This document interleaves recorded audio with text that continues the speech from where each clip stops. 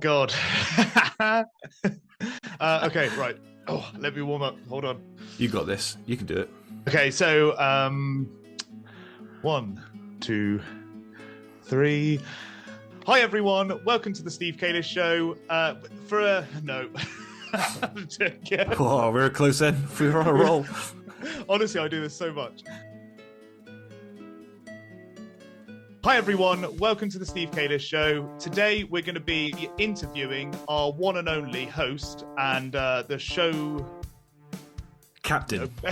The show's captain, the show's creator, Steve Calis himself. How are you doing, Steve? Hey, that was a stellar introduction. You did it with such ease and poise. Thank you, George. Yeah, I didn't practice that at all. Thank you, mate. Yes, I thought today would be a good opportunity because basically this is a request from a guy named James who I work with and who asked if we could do a little bit where we interview each other, and he wanted to know more specifically about myself because every now and then I drop in a story or a little hint about my past or whatever, and he was curious about sort of who I am and why the show is, why we do the podcast, and a bit more about my personal life. And I'm happy to do that, and we can do it with all three of us, me, you, and Kevin, because it lets people sort of behind the curtain a little bit, and it lets them feel like part of the journey if they know us better. Does that make sense?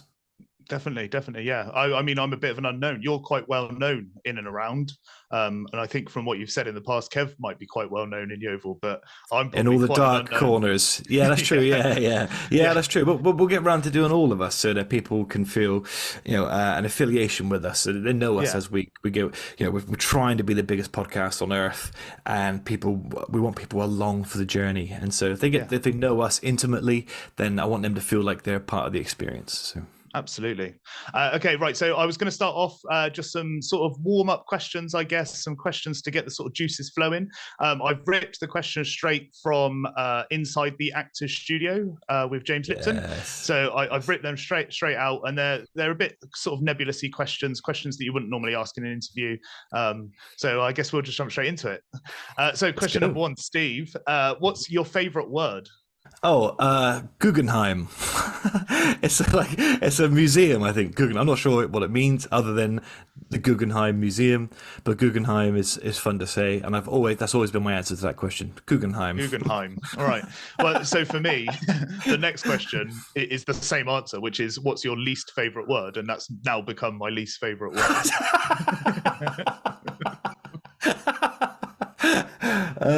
My least favorite word. Oh, I don't know.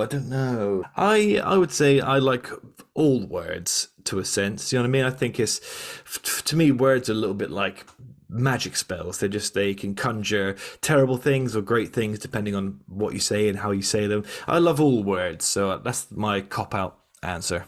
Right. Mine's Guggenheim now. I've just learned that. Fair. Yeah. Okay, what turns you on, Steve Calis? Are we talking artistically or sexually? Because that's a bit personal. I guess we could interpret it either way. Well, okay, no, well, fuck it. Let's be honest. Let's be upfront. So, what turns me on physically is affection and touch. I like closeness, and smell. I like feminine smell. I like someone being affectionate towards me is a good way to get me going. Jesus. People out there taking notes. Yeah. Artistically, something that I like, pure expression of emotion or thought. When you see these paintings of like an artist's, done a shitload of cocaine, lost his mind, and just scribbled shit all over the wall. You know what I mean? That's good expression of actual human experience. Good music, something like Ben Howard or Bob Dylan or something. Those sorts of things, really. Or I like listening to Taylor Swift in the morning. That switches me on to the day. Sure. Okay, yeah, very different. We know your music taste is very varying, but it's slightly different. So you That's right. sort of like, you like things that sort of touch the soul, is how I would sort of interpret that. You know, things Yeah, that man. Yeah. you can really see the person is really giving it their all.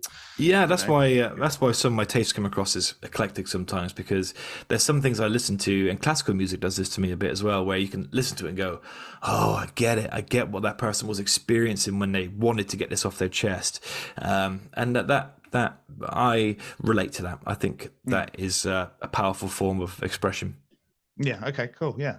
All right. Well, the opposite of that then. What turns you off? Rudeness. Rudeness via people being aware of their status over you. You know what I mean? I'm not. I use work as the best way to describe this, because I'm not a very good employee, because I don't enjoy being told what to do, and that's very much part of my job, is doing something someone's told me to do. Yeah.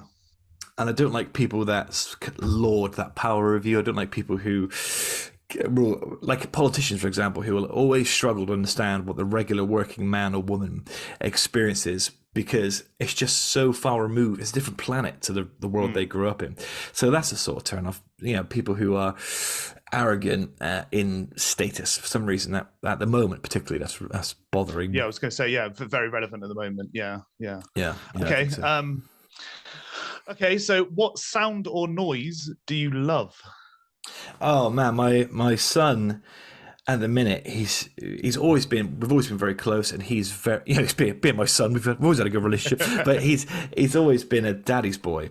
And at the minute, he says, like, love you, love you, love you. And when he says it like unprompted, because I haven't said it first, there's nothing better. That makes all the years of sort of strife and pain worth it. You know what I mean? It's a magical thing. Yeah. Okay. And what sound or noise do you hate? Motorbikes.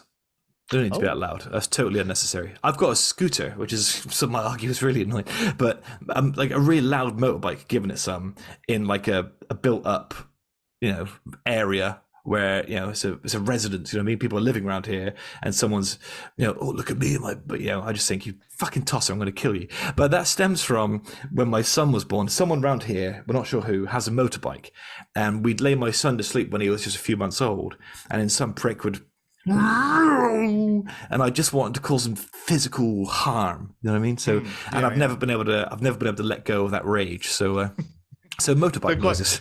Quite a recent development in your sounds or sounds. Yeah, it's ear molestation. I don't want it. I don't ask for it, and someone's really sticking it. You know what I mean? Someone's really. You have no choice but to hear what I'm.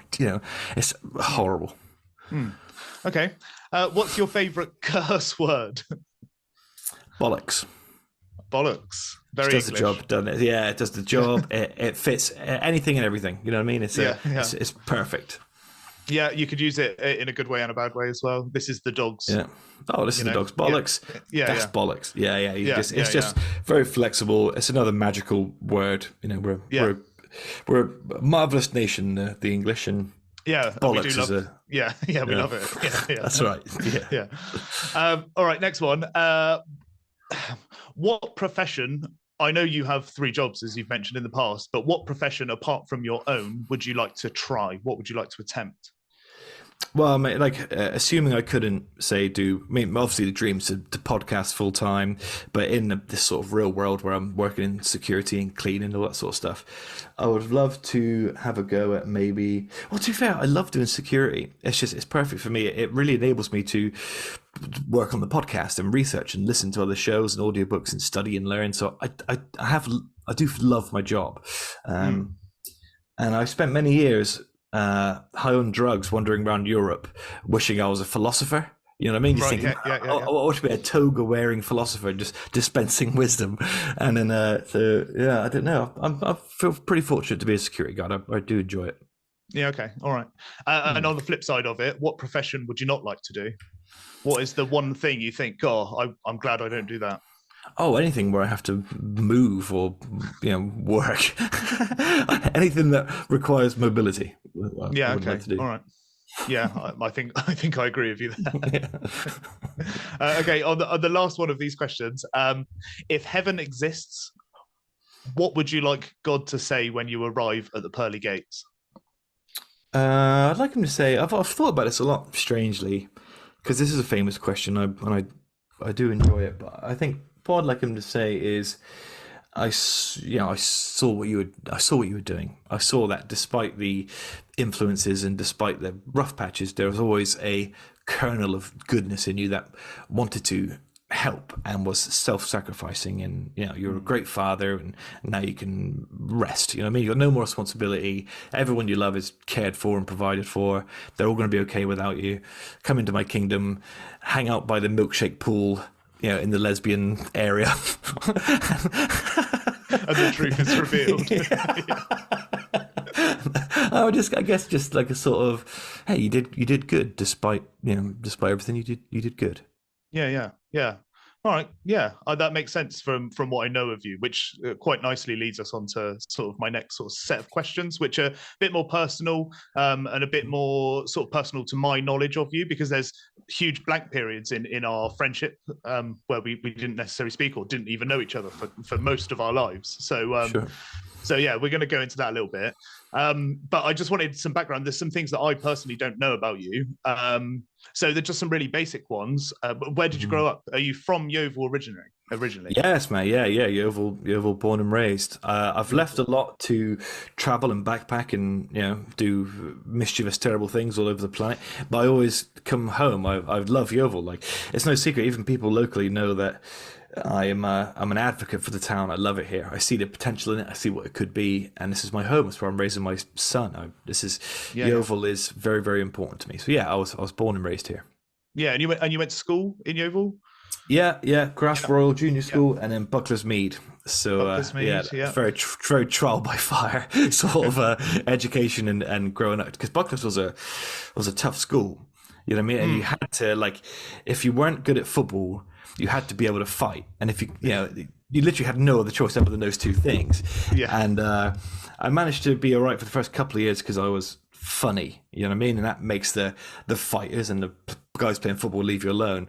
But you had to learn one or the other. So you had to sort of scrap for your popular currency. You know what I mean? To be part of the cool groups, to talk to the girls, to hang out with the cooler kids, you had to fight, and it's horrible. But yeah, that was where I went to school. That was me. And actually that affected me for years, because what people thought of me and my ability to fight, and that was so important. The stupid decisions I made because I wanted people to think I was tough, and I wanted people. I liked when people said, "Oh, fucking hell, don't mess with Steve," that sort of thing. You go, yeah, don't mess with me, But it's utterly meaningless and pointless. So I look back on the amount of years I wasted trying to be tough, and it's just such a fucking waste of time. And I'm really pissed off about it. But it was important, you know what I mean? It was, and you would have had the same experiences. Yeah, definitely. My perception is a little bit different. I came out of school thinking I was the toughest person. I was the strongest, hardest. I could beat anyone up, and I very quickly learned that wasn't true. And that was a very funny experience for me. Very humbling. Yeah, I've been there too. Yeah, you see quickly. I mean, what didn't help is we sort of came to manhood just as every fucker else was learning MMA and kickboxing. Yeah. So before you knew it, I'd been like kicked, and you go, Jesus Christ, what the hell was that? When I first met you, we met maybe 6 years ago, six to 8 years ago, and I'm sure I recognised you. I went to Yeovil College in around 2008. Did you? Were you there at that time? I don't know. I did performing arts on and off for years because I kept dropping out or being asked to leave, and so I had to keep coming back. So I did the course sort of 2 or 3 times, maybe twice. I'm not sure. So yes, I expect so. I was there doing performing arts, which is what was my passion at the time. I'm sure I recognised you, but I was never 100% sure. But we became friends anyway, so it didn't matter. Yeah, it would make sense. I was there. I was loitering around that time. Yeah. Okay. Do you have any siblings? Are there other Steve Calises in the area? Yeah, but here's where it starts to get tricky, because I grew up with initially 2 other brothers, my older brother George and my younger brother Sam, and then I've never fuck it, why not? I've never told us on a podcast before. So basically, my mum had my brother George, and then broke up with a guy, and a few years later met another guy, and then had me. right? And then they broke up, and then she years later had another baby boy named Sam, and then years like 10, 15 years later after that, she got back with my biological father and Okay. had my youngest brother Joe, right? So Okay. eventually Yep. there was four of us in the house. We were a little bit more grown up and Joe was the baby. But here's where it gets tricky, because my dad is a sort of philandering sperm flinger. You know what I mean? It's no one's safe from it. You know what I mean? So I literally last week found one of my brothers who lives in Weymouth. He doesn't know I exist, but I found him because he came up on my Facebook and he looked just like my father. And I thought, I fucking bet that's one of my dad's kids. And it turned out it was. I did the research and it was. So my dad's got Oh, wow. 10 biological children that we know of. Right. And so I'm now quite close with some of them, and that's really nice. My sister Kaylee's great, and but there's still some I haven't met, sort of thing. You know what I mean? So, there are lots of other me's. Yeah. Oh yeah, who knows? God knows where, all over the country. So we'll try and track them down. Yeah. So, yeah. Maybe feature on the show one day in the future. Yeah, we'll have all of them. Yeah. I bet my father doesn't listen to that episode. I bet there's there were some unsavory things to say about him. No doubt. But but one day we'll get them all together, I'm sure. So.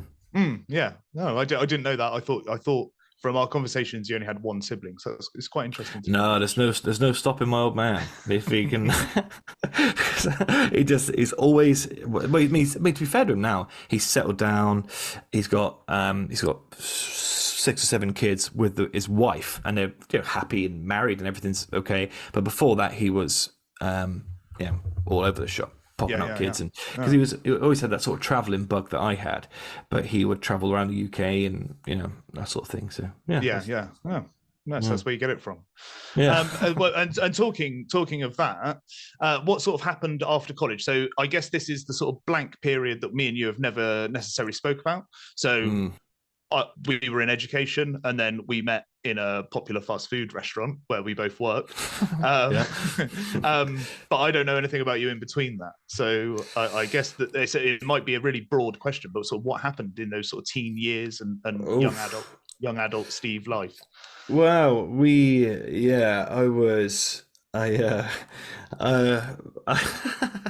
I experimented with life. I did a lot of traveling in that time. I mean, I did a lot of stupid things. I was arrested a lot because we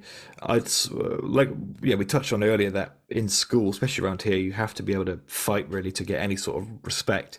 And then after school, I took that too far because I'd had a taste of it.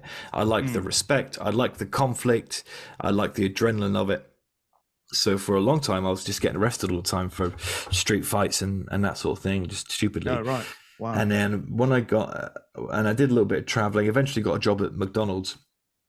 And then I decided because McDonald's, to be fair, McDonald's are great, like in a sense that you can work there and then go traveling and come back. You're very well looked after, especially pre-franchise days. You know what I mean? You were very well looked after by the company. So it enabled me to save some money because I would always just rent a room in a bedsit. So I could just leave at a minute's notice, come back, find another one. So that enabled me to travel, and it's cliche, but find myself a little bit because I was sick of being miserable, sick of being depressed, sick of being very, very mentally ill, and taking out on everybody else. I didn't know how to be in a relationship. I was fucking horrible to all the girls I've been with, not like physically abusive, obviously, but I was very. I remember there's a poor girl called Kerry that I went out with for a couple of years, and I've never told this before. Even this, we're going to open up about everything. For Paul Kerry, I went out with my first proper love was a girl called Poppy, and Poppy was, to me, she was just everything. It took me a long time to get over. I was really in love with her. We were close, but Poppy got the bad end of the stick because I didn't know. I was jealous. I was confused. I just didn't know how to be the sort of person that she needed to be with. And eventually me and Poppy broke up, and the heartbreak from that was just, I was leveled. You know what I mean? It took years before my personality properly returned to me because I was totally fucked by this thing.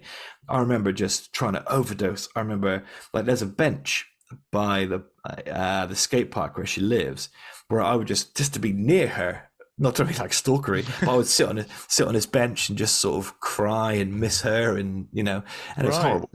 So after when it was clear me and Poppy weren't getting back together, I started talking to this other girl called Kerry, and Kerry was great. She was funny, she was lovely, but I'd essentially gone, I don't want to deal with this grief and heartbreak, so I'm going to jump straight in with you, right? And then I remember Kerry, this is an awful story as well, but one Christmas, Kerry knew, because my mum had moved away. I just wasn't in a very good place. Me and her lived together. Me and Kerry had this little flat, and I'd been telling her that I really missed Christmas with mum because she would make such a big effort and it was always so magical. And so Kerry made a real it's horrible. I'm not sure if this survived the cut, but Kerry she made a big effort to make Christmas special. She put like flour on the flour footprints on the floor to make it look like Santa would come in, and made it like a child's Christmas, right? And I came out, I remember waking up in the morning, she was so excited. She was so excited for me to see it. And I looked at the flower footprint and said, who's going to clean that up? I was feeling like such a dick. And I was fucking miserable all day because I was just being horrible. And then so she got the brunt of my depression and misery because I just wasn't ready for that. And she was lovely. And I hope wherever she is, she knows that I'm very sorry for her. I wasn't like too much of a dick to her. I was just miserable and rude, and she didn't get a very good side of me. So I was in that relationships like that. I was doing drugs a lot. I was drinking a lot. I was just lost and confused, self-sabotaging a lot. That's what I was doing in those years. And then eventually I settled down a little bit at McDonald's. I went out with, I fell in love with a woman called Michelle who worked at McDonald's. And we had a decent relationship for a few years there. And that I was sort of started to grow up in that period. So. Yeah. Okay. Yeah. And so you talk about being homeless. Was that in this time pre-McDonald's, or so I know you went traveling? This is where there's a blank period that we kind of knew each other. So was your homeless? Were you homeless post McDonald's or pre? Pre. So what happened is I got into some bad habits around. I was drinking a lot, and doing a lot of drugs, and I'd found myself initially homeless because. What was the first time I was homeless? Because we just essentially lost the flat. We weren't treating it very well, and I had to find somewhere else to go. And then the guy I was talking to said, well, I mean, you can, because there's a town called Burnham-on-Sea, which is near Bridgewater, not too far from here. And he said, there's a place in Burnham-on-Sea. It's far away from your friends and family, or these sort of bad influences, and you can sort of start fresh out there, go to college. I thought, oh, great. So I started the college, Bridgewater College, doing an archaeology course, and then I moved into this place. Right, and then it backfired because every fucking person in that place was a heroin addict and a drunk. I was going to say, Burnham-on-Sea, probably on par, if not worse than Yeovil. It was horrendous, right? So my drug habit just got worse and worse because there was this kid who I love, and to this day, he's not on Facebook anywhere. I'd love to track him down because he was my only friend at this time. He was a wayward spirit, but I loved him very dearly. His name was Dan, and Dan used to just be able to acquire through nefarious means, just Tupperware pots full of bass, like speed. Right. So we would just sit up and just sniff and drop and just get wired, and like he would talk shit at me, and I'd be trying to write a book, no full stops, just really buzzing. Because eventually these guys, all these smackheads and drunks, this whole house, they would just they looked to me like a semi-sensible leader. And one night, because I was doing an archaeology course, I was really wrecked, and I thought, I bet in the back garden there are some goods, there's some treasures. There must be. This place is rife with history. I was obsessed with it. So I said to my little sort of smackhead army, I said, go out into the night and find me shovels, wheelbarrows, go find me all the tools I need to dig this garden up. And because we were all based up, we were like fucking everyone, we had lots of energy and power. So we dug a crater in this back garden of this place that we were renting.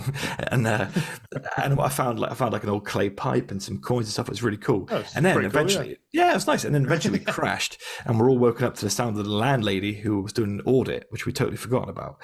And she screamed, what happened? Like she was really unhappy and enraged. And I tried to sort of proffer up my clay pipe and she didn't want it. She was angry, and then we eventually got evicted.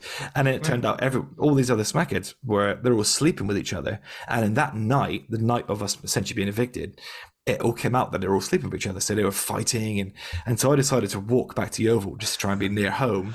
Right. And so I dropped some base, and that powered me all the way to Taunton. All right, I was fueled. Okay, that's pretty good. Yeah. Yeah. And then it fell off, and then I obviously started coming down. So I then had to sort of slowly crawl back to the Oval. In the end, it took about 14 hours because I was just falling asleep and crashing. And eventually I got lift the last sort of few miles, whatever, in the back of a truck. So and then I was homeless here in the Oval for a long time. I lived with a strange Romanian man in a tent up Nine Springs. Oh, okay. I didn't know that. Okay. Yeah, Burnham-on-Sea to Oval is not a short distance. That's So to get to Taunton, I would say is quite an achievement. Yeah. You could walk. I'm not sure how. Maybe let's have a look. I know you walk a lot, but I don't think I'd fancy that. Well, I was just in the end. I was just stuck. But then I remember being sat in this hedge. My mum rang and said, "Is everything okay?" And I was going, "Yeah." I had to pretend everything was fine. But my mouth, I remember just how dry my mouth was, how miserable and hot I was, carrying this backpack full of all my belongings. You know what I mean? It was just fucking grim. You know what I mean? It was just really. Let's have a look at the distance. Let's say Burnham-on-Sea, T-Oval. So walking. Oh, so it's 10 hours, 8 minutes. So I didn't do bad time. So that's a long time. Yeah, and it was grim. It was really, really horrible. But there's still a couple of people who I still speak to every now and then from that era. So and then so it was when I come back from that, and this lovely couple took me in through this government sort of housing scheme.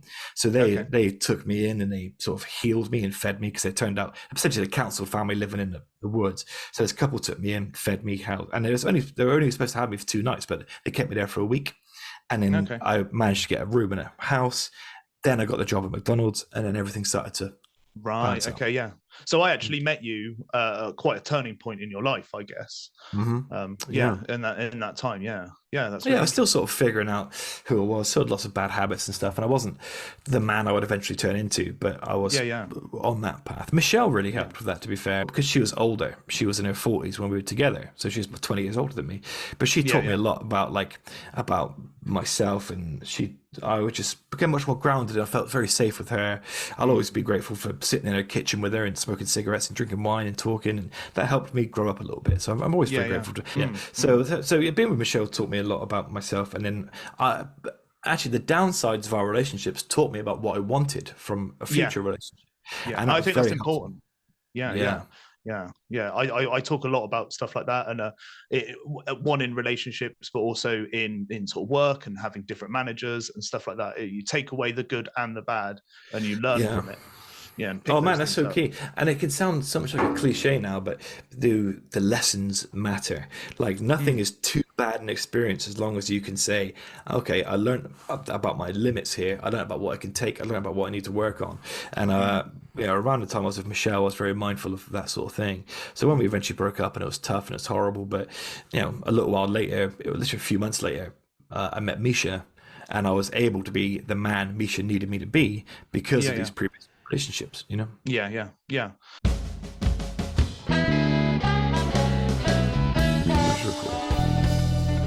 So actually, we just took a quick break, and I was thinking about an important part of my story is around here.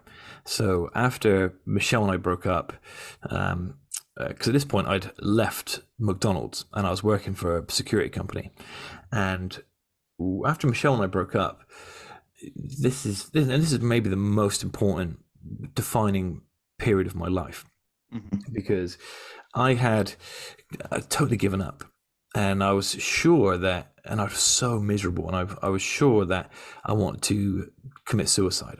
I was sure of it. It was a decision that was made. But first I thought, I'm going to go out in a blaze of glory, right? And I'm going to go ham, right? So what I did was I took out, with overdrafts and a loan, I took out 15 grand from Halifax. And so basically I was quite well off, and I was ready to roll because of this fat loan, these overdrafts and stuff. And I thought, I'm going to go to London and I'm just going to go wild. So I blew it all in a few weeks because I was just doing drugs, cocaine. I was spending it on, I just basically wasted that 15 grand on some terrible things. Because in my mind, I never had to pay that money back because I wasn't going to be here. I was going to get this loan. I was going to spend 15 grand of this bank's money, and I was going to die before having the chance to give back to anyone. So inconveniently, I'd spent the 15 grand, and then one night I was sort of writing my letters and stuff to family and friends just to say, it's nobody's fault. My brain's fucked. The chemistry's broken. I've got no will to live anymore. I'm about ready to check out. And I was going to just apologize to him and say goodbye for these letters.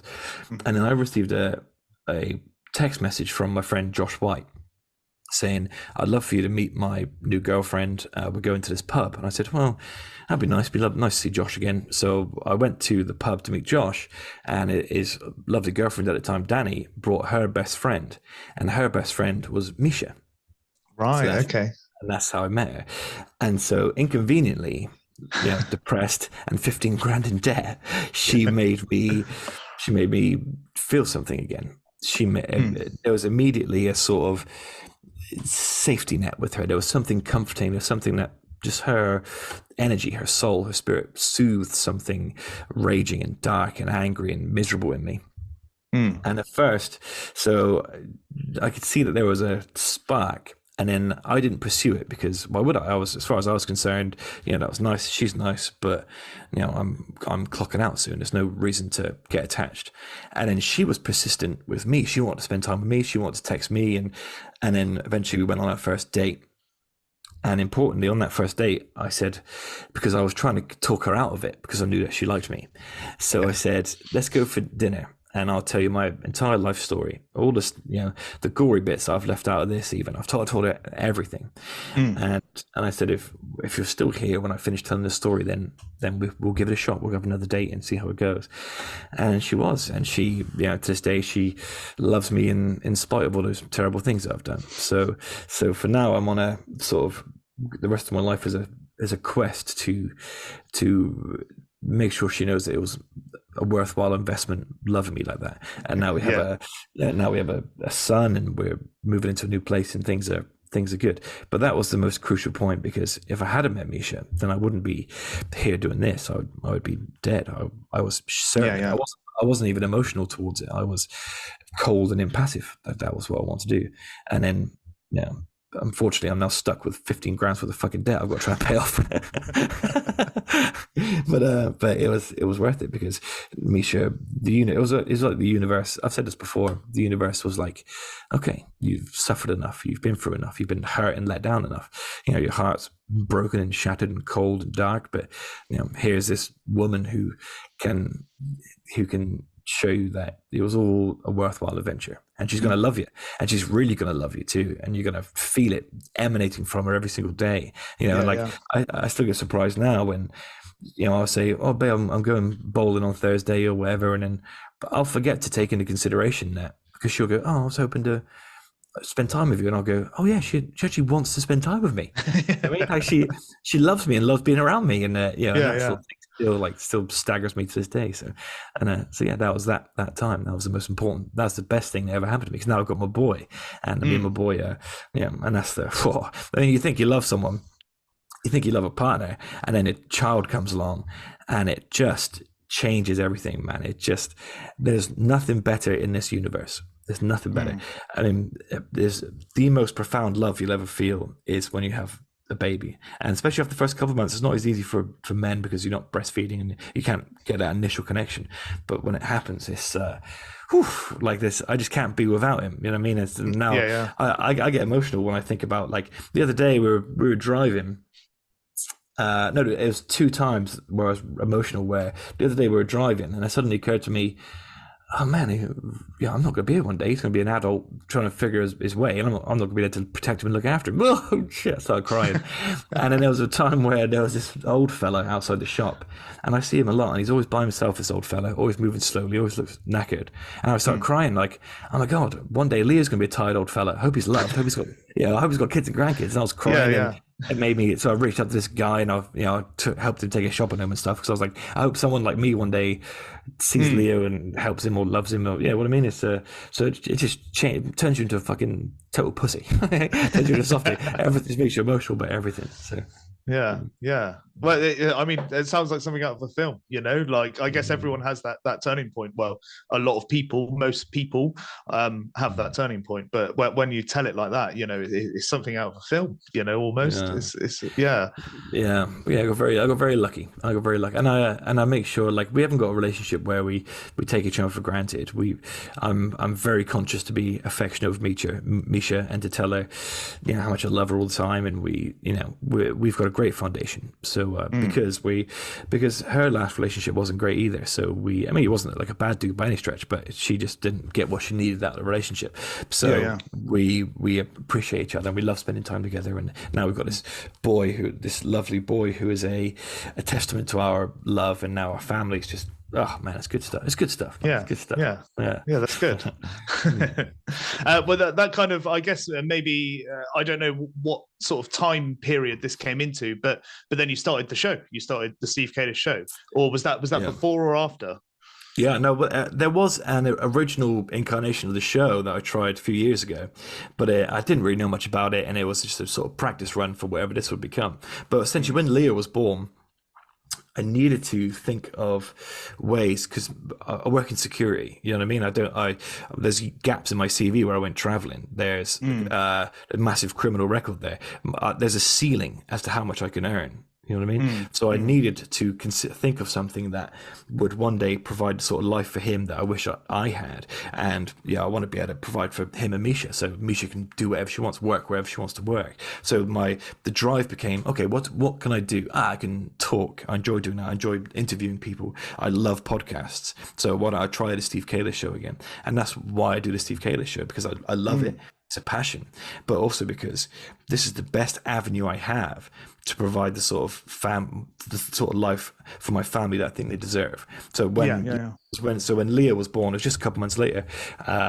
It started off with, eventually I was going to do it by myself, because that's how I did it the first time around. And my first guest was Kevin. So right. and I've wanted to delete this episode a million times, but it's still on there. The first ever episode of this incarnation of the show is still on there.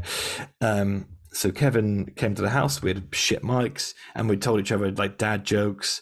And that's the first ever proper episode. Yeah. So that's the first ever episode of the Steve Calis Show. It's very rough. Kevin was very nervous. It was a very awkward sort of atmosphere, but we had fun. And then I asked him if he wanted to keep coming back, and then he became my co-host. And then, you know, I love doing, like, he messaged today because Kev's worried that because he's a manager at work and they're understaffed and stuff. He messaged me to say, I'm not sure how many interviews and stuff I'm going to get to be a part of, because we're so slammed at the minute for the foreseeable future.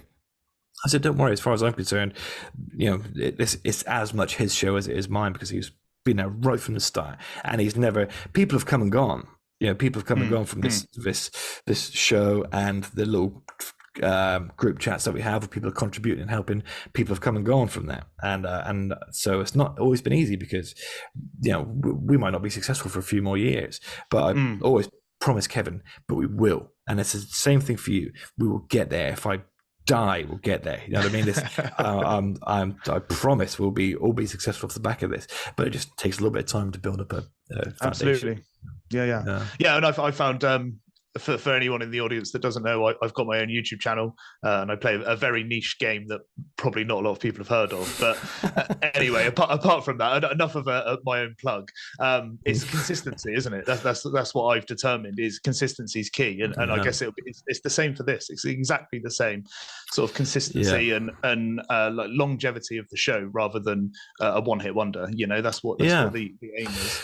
100%, and you got to always see it as I think I said either to you or Kevin recently. You got to see it as almost like an apprenticeship. That could last 3 years or 5 years. We have to learn the trade. We have to learn how to properly interview people and get the best out of people. We have to learn how to do it, how to build it. What we have to learn about lighting and cameras. We still don't know anything about that sort of stuff, but we will learn it. We have to learn about the best software, hardware to use, the best technology, the route to being the best podcast in the world. Is one that has, it's very rarely been taken, you know what I mean? So we have to blaze our own trail here and figure out for ourselves. And there's a lot of people who have, I think of people like Adam Wood or Glenn Norris or Tomo or Ben Saywell, people that have, from the very first minute I said I was doing this podcast, have been very supportive of them.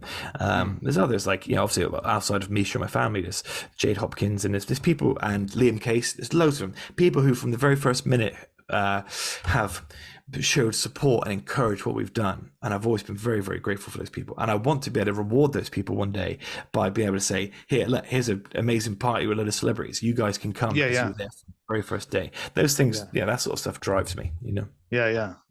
But me personally, I was jealous of you. I thought he's doing the thing. He's doing something in the field that I want to be in. That's what I want to do. Sure. So when I saw that you were doing it, I instantly, I don't know. I guess, yeah. I was jealous. That is the easiest way to describe it.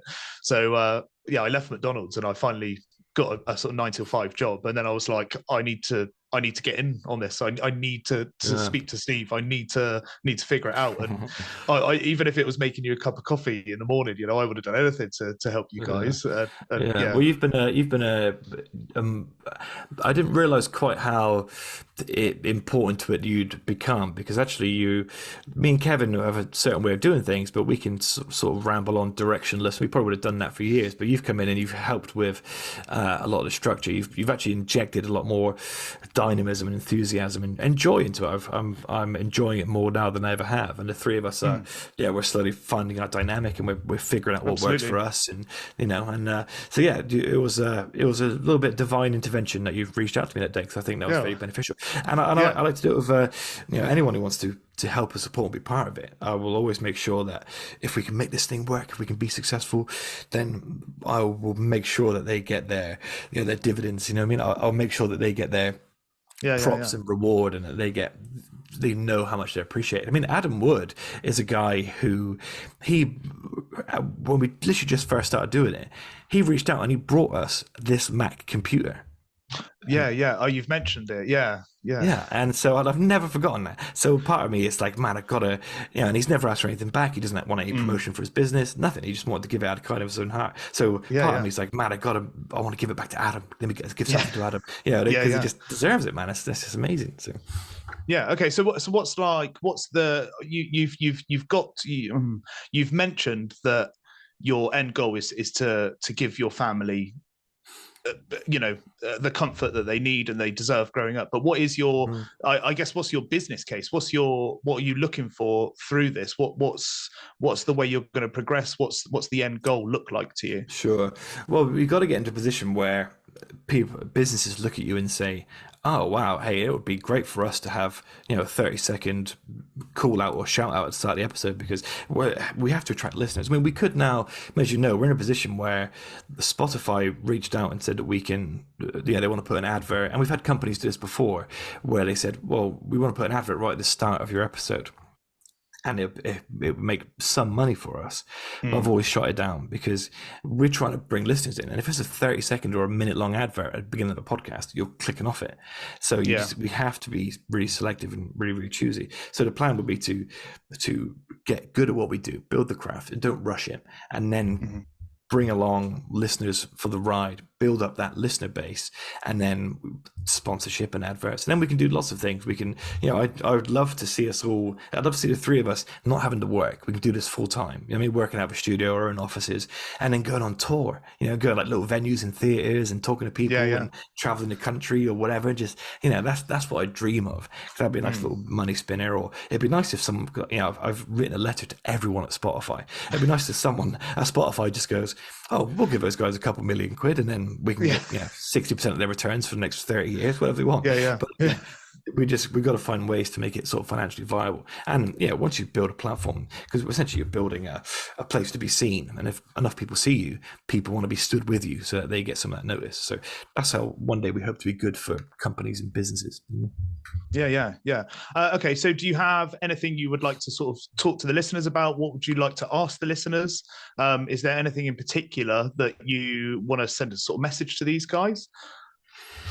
Well, there's nothing. I just think I'm a good example of, it's not, you sometimes have to wait out the dark times, and it's like sometimes it's really dark, sometimes it's awful, sometimes you can think, wow, everyone fucking hates me, I've been betrayed, I've been hurt, no one fucking loves me, I've got no prospects, I'm ugly, I'm tired, and I've felt all those things in one go, and I had to live with it and try and survive day to day with all those feelings, and it's horrendous. So what I did myself, and it might not work for everybody, but what I did myself was just take little steps to improve those things, improve my self-confidence, try and force my life into a place where I want it to be, and not always successfully, but eventually that happens. Good stuff's coming your way. You just gotta wait. Wait. Just hold on, but make things happen for yourself. You know what I mean? If you want to. The job, if it's a job that you want, is there a creative way that you can get people's attention so that you can get that position? You know what I mean? Is there someone that you can reach out to in the company that can give you some advice so that you can show willing? Is there think outside the box and get creative, and there's a better chance that you will make something happen for yourself. But when that dark cloud comes, when nothing feels good, when you feel nothing. I mean, I remember being so bleak. I remember my dad having to drive me to the sort of local, psych hospital here, Summerlands, because he didn't know what to do, because I was just another separate period where I was so determined to kill myself. I was so sure I wanted to do it. But I was young. I needed someone like me to say, man, I know it's horrible. But it's not forever. It's just temporary. Let's start taking these baby steps towards being the sort of man that you want to be. And I think, like Kevin messaged to say that a good question to ask me would be, what advice would you, if you could talk to your 14-year-old self, what would you tell him to do differently? And I always say, if I could talk to my younger self, I know exactly what I would say to my younger self is just hold on. She's coming.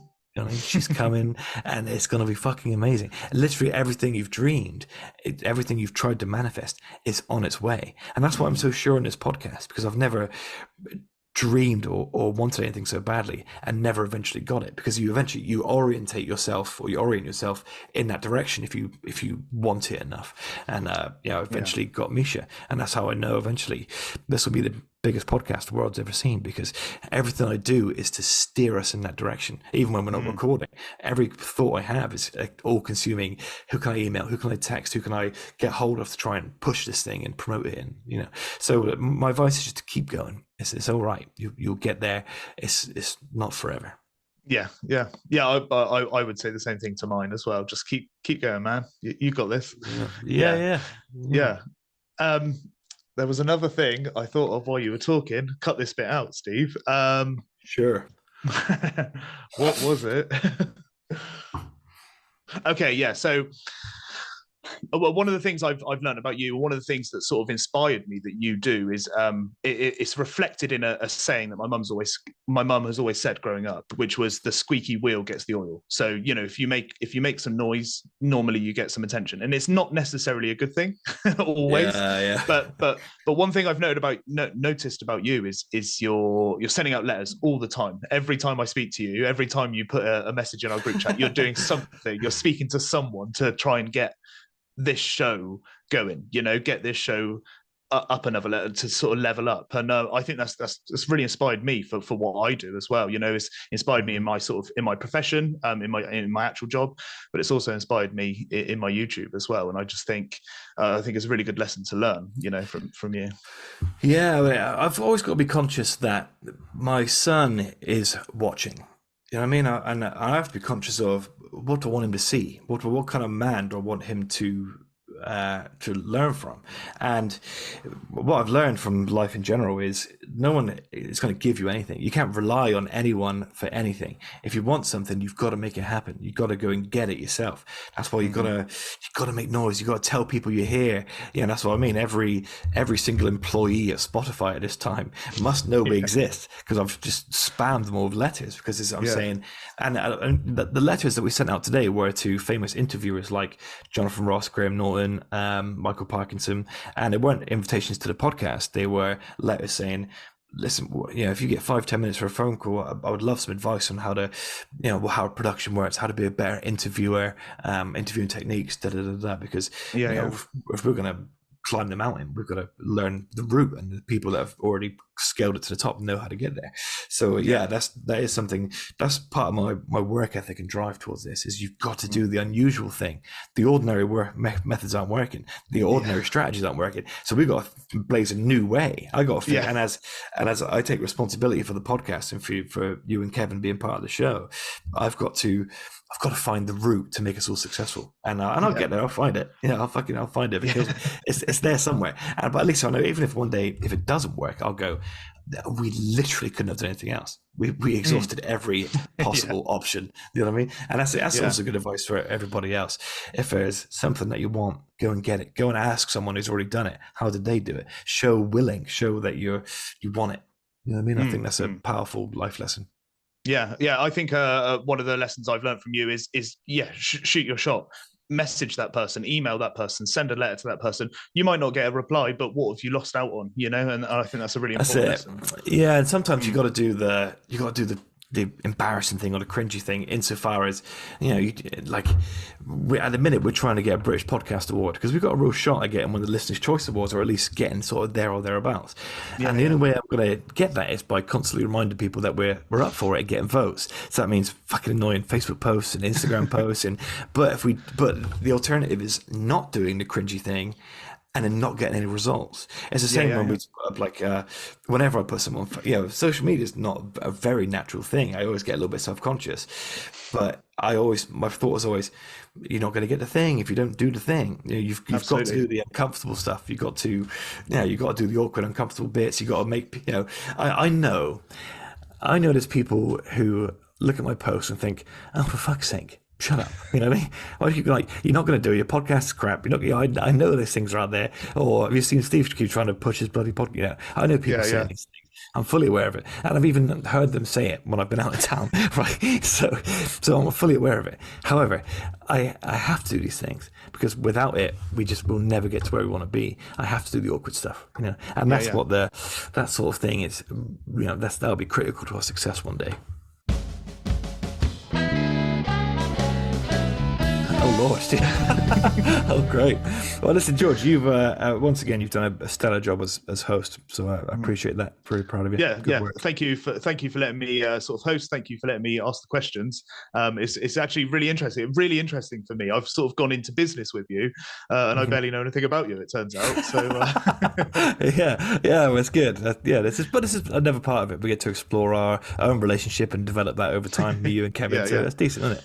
Well, listen, listener, if you listen to this, then do it. George, do the plug for reviews and follows. Okay, that sort of thing. All right.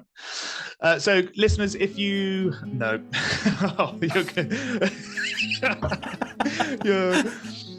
gonna have to do some editing on this, man. Right. So, guys, if you enjoyed this show and you enjoyed the content, then nope. Oh, that was good. Yeah.